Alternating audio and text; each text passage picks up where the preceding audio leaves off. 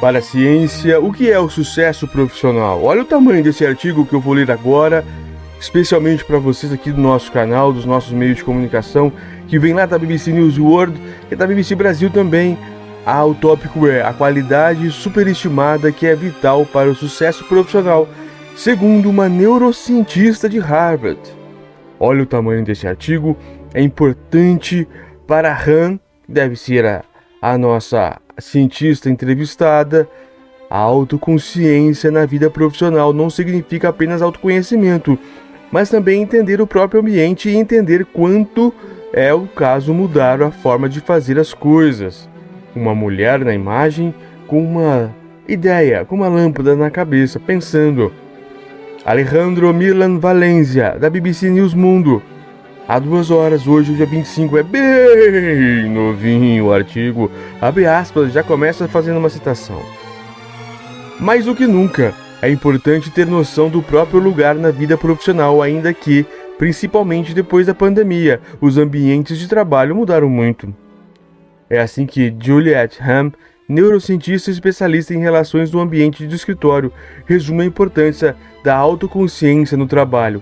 Han é uma neurocientista de Harvard e professora de administração da Columbia University que, nos últimos anos, vem pesquisando o funcionamento da mente no ambiente de trabalho, buscando desenvolver novas ferramentas para melhorar o desempenho humano.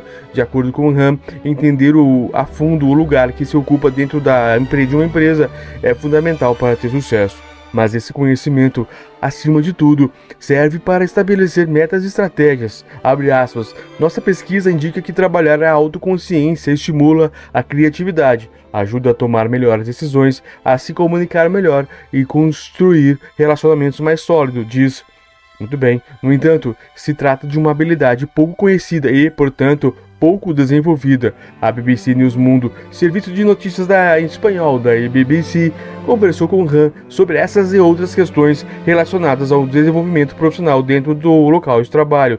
A BBC News Mundo diz, antes de começar a falar sobre autoconsciência no trabalho, seria interessante definirmos que é um local de trabalho hoje em dia e como ele influencia a mente. Então ela vai dizer aqui o que é um local de trabalho e como este local de trabalho influencia a mente.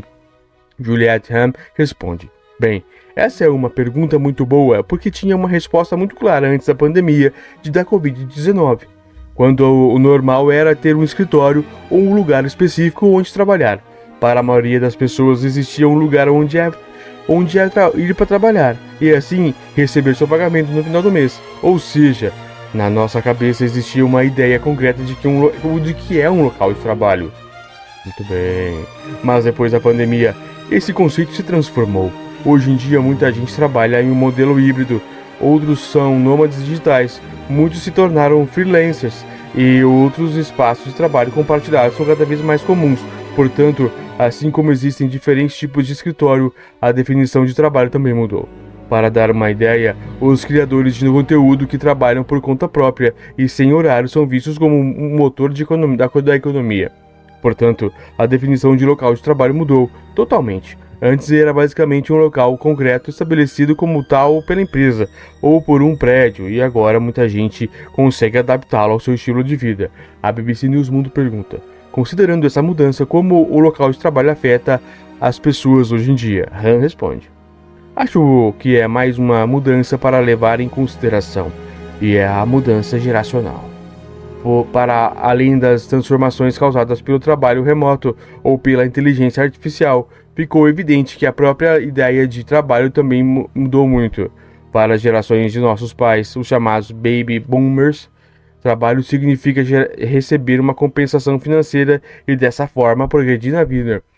Era só isso que importava, e a opinião dos trabalhadores sobre o escritório nem se levava em conta, nem mesmo o espaço que pudesse afetar-se seriamente de várias formas. Mas, atualmente, a nossa relação com o local de trabalho e com ele pode influenciar nosso desempenho e nossas metas, importa, e muito. Agora temos uma consciência daquilo que nos rodeia e também das pessoas ao redor.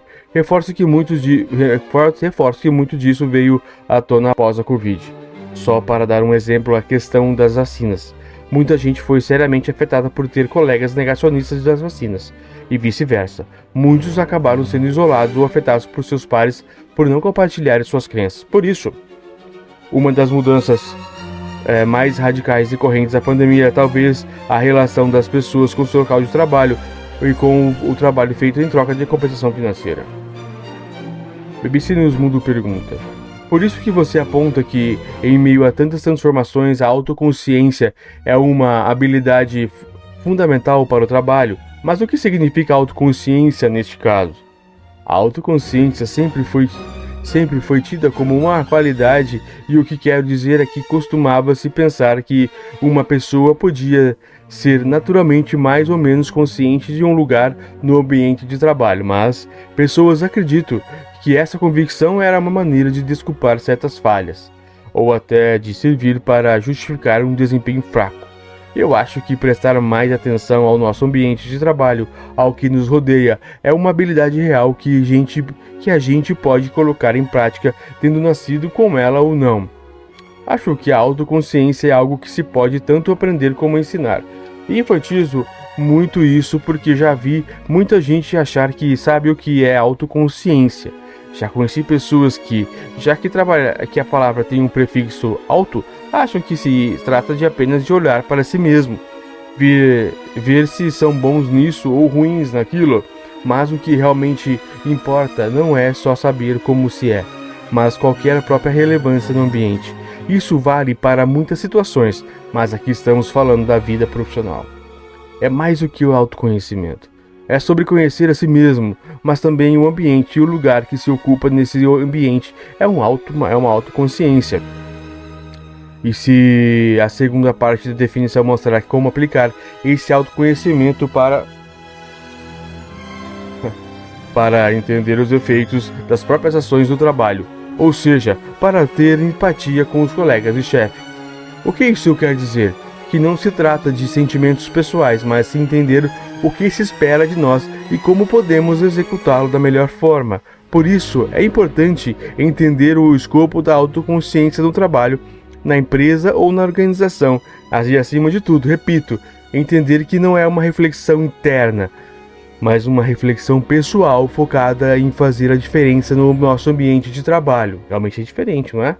Não é uma introspecção propriamente só isso, é também, mas é você, a autoconsciência é saber se você é uma pessoa chata, é saber se você é uma pessoa ridícula, ou se você é muito legal, ou se você é, enfim, saber as suas qualidades e também saber as suas dificuldades, seus erros e acertos.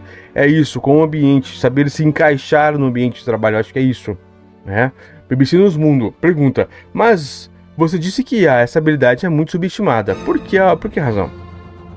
Han responde: primeiro porque, como eu disse, não entendemos a importância de se ter clareza sobre o nosso papel dentro de uma empresa ou no trabalho.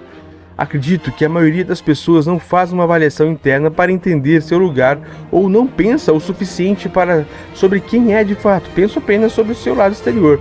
Vamos pensar em exemplos gerais, relevantes para padrões sociais, como precisar ganhar um tanto de dinheiro, precisar ser feliz, precisar parecer isso ou aquilo.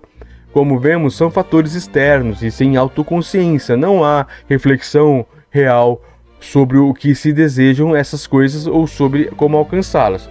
Por isso digo que é uma habilidade subestimada, porque muito se fala em adquirir novas habilidades e aprendizados, mas as pessoas, em geral, não pensam em ter ok, tal coisa precisa ser feita, mas por que eu começo? Por onde eu começo? Quais são os meus pontos fortes? Quais são os meus pontos fracos? Como é o ambiente em que circulo? Então, conhecer... muito bem. BBC News Mundo pergunta: você enfatiza que a autoconsciência ou autorrealização não só podem ser aprendidas, mas também apropriadas. Sim, exato.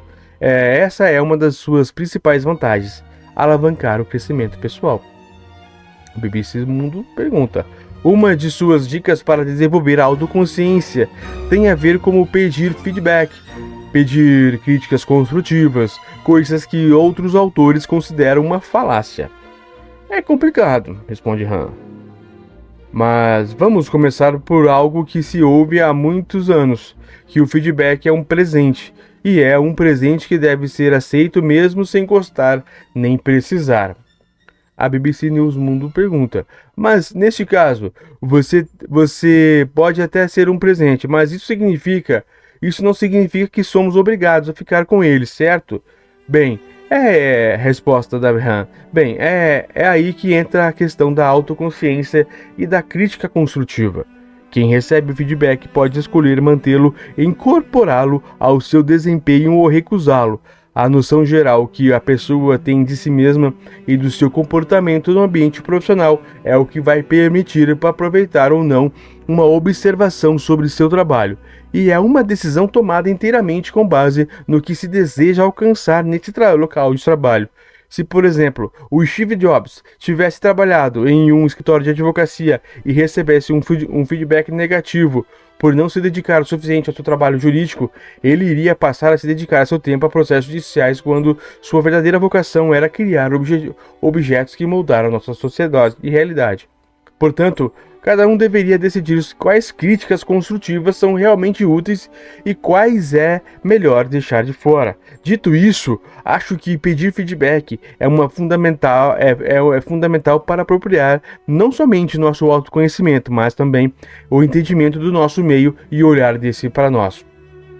BBC nos pergunta: outro tema relacionado à autoconsciência que você aborda em outras entrevistas é que praticamente norteia este processo.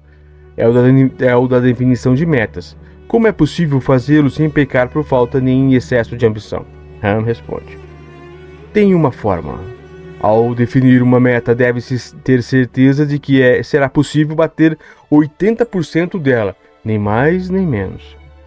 Quero deixar claro que estamos falando de metas no trabalho, não da vida pessoal, onde há outras variáveis. E por quê? E para que funcione é preciso ser claros, explícitos na decisão de objetivos. Outros especialistas além de mim trabalham com essa fórmula, mas para ela funcionar os objetivos não podem ser amplos ou vagos demais, porque para avaliar o próprio desempenho é necessário saber o que se está medindo. Por que 80%? Porque imprevistos acontecem, há objetivos que podem ter um determinado valor no início, mas depois as coisas mudam a figura. E também porque um desempenho de 80% é notável. O respeito disso divide o tema de metas ou objetivos em 3 linhas. Primeiro, as metas operacionais, ou seja, as ações que precisa executar todos os dias, as tarefas diárias, o trabalho básico. O segundo tipo de meta seria o crescimento, aquilo que pode fazer a pessoa crescer profissionalmente, tudo que se relaciona com adquirir novas habilidades para ser melhor naquilo que se faz diariamente. E o terceiro é o objetivo aspiracional, o lugar onde se deseja chegar, seja conseguir um cargo, um salário melhor, uma conta muito desejada pelaquela empresa. Os 3 tipos de meta trabalham juntos e não individualmente. A BBC nos pergunta: uma última pergunta. Falamos muito sobre funcionários, mas como isso se aplica a chefes ou líderes dentro de uma empresa? Na minha experiência, o grande dilema dos líderes é não entender que eles que devem concretizar os objetivos da empresa, pois às vezes acontece de eles colocarem suas metas pessoais por cima da organização, gerando um conflito. Para quem é executivo, ou seja, tem cargo executivo, seja de gestor, coordenador ou presidente, os objetivos profissionais têm que ser os mesmos da empresa, mesmo que existam outros executivos nela. Quando líderes ou chefes perseguem objetivos pessoais, os funcionários ficam desiludidos ou desanimados, porque os veem como líderes para seguir ou para obedecer. Sensacional essa grande lição da BBC.